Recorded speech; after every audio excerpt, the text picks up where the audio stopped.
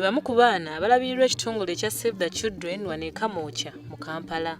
Bano n'abalala bangi bali mu mbeera y'okugezesebwa tebalina byetaago bya bulamu ng'engoye, okusoma, emmere n'ebirala. Bano nno bakyaddeko mu ofiisi ya Minisita w'ebyensimbi David Bahati nga baagala okuwaayo okusaba kwabwe okwongeza ku nsimbi eziweebwa Minisitule y'Abaana nga kino kye kisobola okuweweeza ku buzibu bw'abaana ku nguudo. Mu kiseera kino, ensimbi eziweebwa Minisitule ku nsonga z'abaana ntono nnyo nga bagamba nti abaana bava mu maka g'abazadde baabwe lwa nsonga ya bwavu n'obusambattuko mu maka. We want also take this opportunity to welcome you and to request you that if you don't mind, you may take over more responsibilities within this organization. We are still an organization that needs people to guide us. The way we force them out of the street is not humane enough.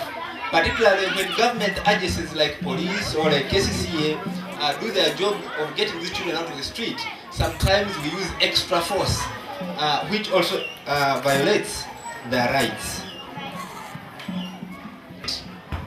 It's actually poverty in homes. And we ask you that you may be able to present this also to your parliament and the Speaker of Parliament. Thank you very much. Ye Minisita David Bahati alaze okunyolwa ku ngeri ey'akasobo gavumenti gyekwatamu ensonga nga zino newankubadde nga zeetaaga obwangu. Supposed to move 5 years ago, but took a number of years in the ministry until one of our colleagues in the parliament said, I'm coming as a private member. That's when us as government came in and said, no, we have also been doing something, now we are also ready.